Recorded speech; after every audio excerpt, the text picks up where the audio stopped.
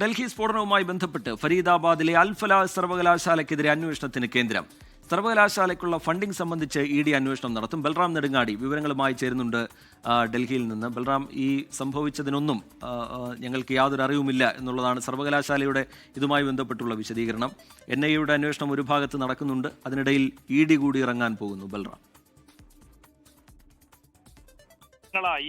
ഈ രാജ്യത്ത് പ്രത്യേകിച്ച് 4 ഉത്തരേന്ത്യൻ സംസ്ഥാനങ്ങൾ കേന്ദ്രീകരിച്ച് വൈറ്റ് കോളർ ഭീകര സംഘവുമായി ബന്ധപ്പെട്ട് നടക്കുന്ന അന്വേഷണത്തിന്റെ കേന്ദ്രമായി മാറിയിരിക്കുകയാണ് ഫരീദാബാദിലെ അൽഫലാഹ് സർവകലാശാല.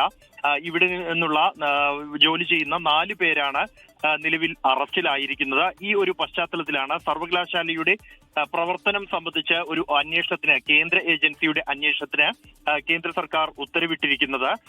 ഈ സർവകലാശാലയുമായി ബന്ധപ്പെട്ടുള്ള ഫണ്ടിംഗ് സംബന്ധിച്ചുള്ള അന്വേഷണം നടത്താൻ എൻഫോഴ്സ്മെന്റ് ഡയറക്ടറേറ്റിന് നിർദ്ദേശം നൽകിയിരിക്കുകയാണ് കേന്ദ്ര സർക്കാർ. ഇതോടൊപ്പം തന്നെ ഈ സർവകലാശാലയുടെ പ്രവർത്തനം സംബന്ധിച്ച് അന്വേഷണം നടത്താൻ ഡൽഹി പോലീസിന്റെ സാമ്പത്തിക കുറ്റാന്വേഷണ വിഭാഗത്തിന് നിർദ്ദേശം നൽകിയിട്ടുണ്ട്.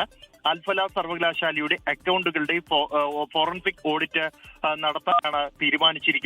ഇന്ന് ഉച്ചയ്ക്ക് കേന്ദ്ര ആഭ്യന്തരമന്ത്രി അമിത്ഷായുടെ നേതൃത്വത്തിൽ ആഭ്യന്തര മന്ത്രാലയത്തിലെയും IB-യിലെയും ഉന്നത ഉദ്യോഗസ്ഥരുടെ യോഗം ചേർന്നിരുന്നു. ഈ യോഗത്തിൽ ഈ വിഷയം ഉൾപ്പെടെയുള്ള കാര്യങ്ങൾ ചർച്ച ചെയ്തു എന്നാണ് നമുക്ക് ലഭ്യമാകുന്ന വിവരം. ഇതിന്റെ കൂടി അടിസ്ഥാനത്തിലാണ് ഇത്തരം ഒരു തീരുമാനത്തിലേക്ക് കേന്ദ്രം കടന്നിരിക്കുന്നത്. കാരണം ഈ സർവകലാശാലയ്ക്ക് തന്നെ ഇതിന് പിന്നിൽ ബന്ധമുണ്ടോ എന്ന തരത്തിലുള്ള ഒരു അന്വേഷണമാണ്, പ്രത്യേകിച്ച് സാമ്പത്തിക വശങ്ങൾ കേന്ദ്രീകരിച്ചുകൊണ്ടുള്ള അന്വേഷണത്തിനാണ് നിലവിൽ ഉത്തരവിട്ടിരിക്കുന്നത്. മറ്റ് ഭീകരവാദ ബന്ധവുമായി ബന്ധപ്പെട്ടുള്ള അന്വേഷണം നിലവിൽ ഇപ്പോൾ NIA നടത്തി വരുന്നുണ്ട്.